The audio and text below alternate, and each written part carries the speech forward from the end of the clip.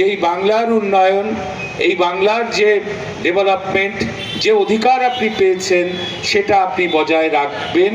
রাখতে হলে কাকে ভোট দেবেন এটা আপনাকে ভাবতে হবে। মোদি বলেছিলেন যে বিদেশ থেকে কালো টাকা নিয়ে আসবো এবং সেই টাকা ভাগ করে দিলে দেশের মানুষের প্রত্যেকের অ্যাকাউন্টে 15 লক্ষ টাকা করে ঢুকে যাবে। 10 বছরে 1 টাকা আনতে পেরেছেন কালো টাকা বিদেশ থেকে? আনতে পারেননি।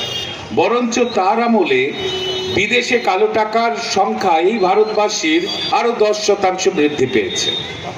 বিদেশ থেকে কালো টাকার তো নরেন্দ্র মোদী আনতে পারেনি, এমনকি নরেন্দ্র মোদীর বুকের পাটা হয়নি যে বিদেশে সুইস ব্যাংকে কোন কোন ভারতীয়র কালো টাকা আছে তার একটা তালিকা ঝুলিয়ে দেওয়া, প্রকাশ করার ক্ষমতা নরেন্দ্র মোদীর 10 বছরে হয়নি। তাই তিনি যা বলেছিলেন পরে সেটা কিসে পরিণত হয়েছে? জুমলায়, কথার কথা, নির্বাচনী কথার কথা। এই হচ্ছে আমাদের প্রধানমন্ত্রী। বললেন 2 কোটি করে বেকারের চাকরি দেবেন, তাহলে 10 বছরে 20 কোটি বেকারের চাকরি হয়। 542টা লোকসভা দিয়ে ভাগ করলে 65,000 করে এক একটা লোকসভায় চাকরি হওয়ার কথা সেন্ট্রাল গভর্নমেন্টের। 65 জনের হয়েছে, 6 জনের হয়েছে, হয়নি। বরঞ্চ 45 বছরের মধ্যে ভারতবর্ষের বেকারত্বের হার সর্বোচ্চ হয়েছে নরেন্দ্র মোদীর আমলে 40%। কথা তিনি রাখেননি। নরেন্দ্র মোদী কি বলেছিলেন? বলেছিলেন मैं प्रधानमंत्री नहीं बनना चाहता हूं, मुझे चौकीदार समझ लीजिए। দেশের মানুষ ভাবলো নরেন্দ্র মোদী চৌকিদার হয়ে দেশের সম্পদ রক্ষা করবেন। 10 বছরে ভারতবর্ষের ব্যাংকগুলো থেকে হাজার হাজার কোটি টাকা লুট করে বিজেপির ঘনিষ্ঠ ব্যবসায়ীরা, বিজয় মালিয়া থেকে শুরু করে মেহুল চস্কি থেকে শুরু করে নীরব মোদীরা বিদেশে পালিয়ে গেল। আর তাদের পালিয়ে যাওয়ার বন্দোবস্ত করলো কেন্দ্রীয় সরকার। নরেন্দ্র মোদী চৌকিদার হয়ে দেশের সম্পদ রক্ষা করতে পারলেন না। তাহলে মোদী করলেনটা কি? মোদী বললেন না খাউঙ্গা না খানে দুগ্গা। দেশের মানুষ ভাবলো যে ভারতবর্ষে হয়তো দুর্নীতি মুক্ত হয়ে যাবে। কিন্তু এই মোদীর আমলে নোটবন্দি থেকে শুরু করে করোনা ভ্যাকসিনের বরাদ্দ দেওয়া থেকে শুরু করে পিএম কেয়ার ফান্ড, ইলেকটরাল বন্ডের মাধ্যমে হাজার লক্ষ কোটি টাকা বিজেপির পার্টি ফান্ডে ঢুকেছে এবং এত বড় দুর্নীতি আগে কোনোদিন কোনো সরকারের আমলে হয়নি। যে সমস্ত ব্যবসায়ীরা সেন্ট্রাল গভর্নমেন্টে বড় বড় বরাদ পেয়েছে তারাই রাতের অন্ধকারে বিজেপির পার্টি ফান্ডে হাজার হাজার কোটি টাকা ডোনেট করেছে ইলেকটরাল বন্ডের মাধ্যমে।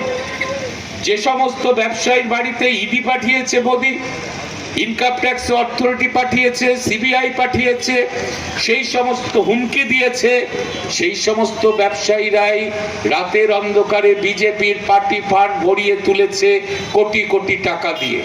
এত বড় দুর্নীতি ভারতবর্ষে আগে কোনোদিন হয়নি। তাহলে মোদী করলেনটা কি? বললেন मैं ফকির हूं। দেশের মানুষ যখন দেখলো যে একটা প্রধানমন্ত্রী তার গায়ে 10লা বলে মিথ্যে কথা বলে, তাই এই ভোটে মোদীর কোনো কথার গুরুত্ব নেই। মোদী কা গ্যারান্টি, দেখবেন কথা বললেই বলছে মোদী কা গ্যারান্টি। মোদী কা গ্যারান্টির কোনো মূল্য নেই, কারণ দেশের মানুষ বুঝে গেছে এই লোকটা ভোটের আগে যা বলে ভোটের পর সে কথা রাখে না। তাই মোট দেখবেন মোদী ভোটের আগে খুব বড় স্বপ্ন দেখায় দেশের মানুষকে, বড় বড় স্বপ্ন, একটা স্বপ্নের মায়াজাল তৈরি করে। কত প্রেম দেশের মানুষের জন্য নরেন্দ্র মোদী, যেন এই মায়াবী চাঁদের রাতে রেখে হাত তোমার হাতে, মনের এক গোপন কথা তোমায় বলতে চাই। এটা হচ্ছে নরেন্দ্র মোদীর ভোটের আগে কথা। ভোটের পরে যখন দেশের মানুষ বলে শুনতে চাই, তখন মোদী বাবু বলে এরপরে আর গানের কথা মনে নাই। ভোটের পরে ওনার গানের কথা মনে থাকে না। কিন্তু দিদি তো যা বলেছেন তাই করেছেন। দিদি 11 সালের আগে যা যা প্রতিশ্রুতি দিয়েছিলেন 1, 2, 3, 4 করে সব তিনি করে দিয়েছেন। 16 সালের আগে যা বললেন দিদি তা করে দিলেন। 21 সালের আগে দিদি যা বলেছিলেন সব করে দিয়েছেন। আপনাদের তো টাটকা মনে আছে, 21 সালের আগে দিদি বললেন আমি যদি আবারও জিতি তাহলে বাংলার মা বোনেদের হাত খরচার অর্থ দেব আমি লক্ষ্মীর ভান্ডারের মাধ্যমে। লক্ষ্মীর ভান্ডার পেয়েছেন তো?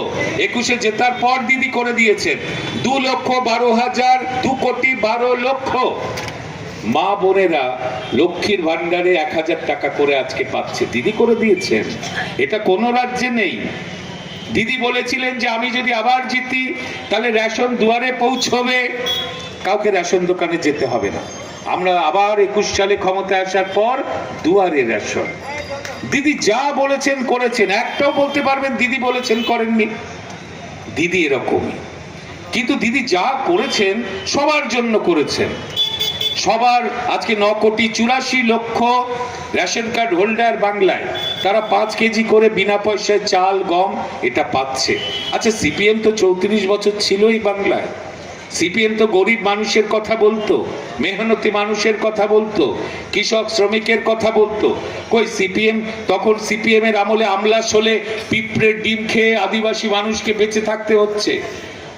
উত্তরবঙ্গের চা বাগানে না খেতে পেয়ে মৃত্যুর মিছিল সিপিএম পার্টির আমলে, তারা খেতে পাচ্ছে না। একটা গরিব পরিবার 5 জন নিয়ে বাস, ভাঙা বাড়ি, কোন রকমে হয়তো কারো জমিতে জন মজুর খেটে 50 টাকা পায়, এই ছিল তার আয়। কোনোদিন খায়, কোনোদিন খেতে পায় না। হয়তো কেউ জলে নেবে কলমি শাক তুলে সে আঁটি বেঁধে বাজারে বিক্রি করে, সেটাই ছিল আয়। কোনোদিন খেতে পেত, কোনোদিন খেতে পেত না। হয়তো পুকুরে মাছ ধরে মাছ বিক্রি করে কোন রকম সংসার চালানো, এই ছিল গরিব মানুষের জীবন। আর আজকে দিদি কি করেছেন? বিনা পয়সায় চাল সবার বাড়িতে বাড়িতে। আজকের আর পশ্চিমবঙ্গে না খেতে পেয়ে মারা যাওয়া এটা কিন্তু আর ঘটে না। সিপিএম পার্টি একসময় দেয়ালে লিখতো, আমরা তখন কলেজে পড়ি, সিপিএম এর এসএফআই ডিআইএফ এর ছেলেরা লিখতো, এখানেও লিখতো নিশ্চয়ই, তারা এখন একটু বয়স হয়ে গেছে, তারা লিখতো, আমার মতনই বয়স হয়ে গেছে, দেয়ালে লিখতো লাল কালি দিয়ে, সবার জন্য শিক্ষা চাই, সবার জন্য খাদ্য চাই। মনে পড়ে?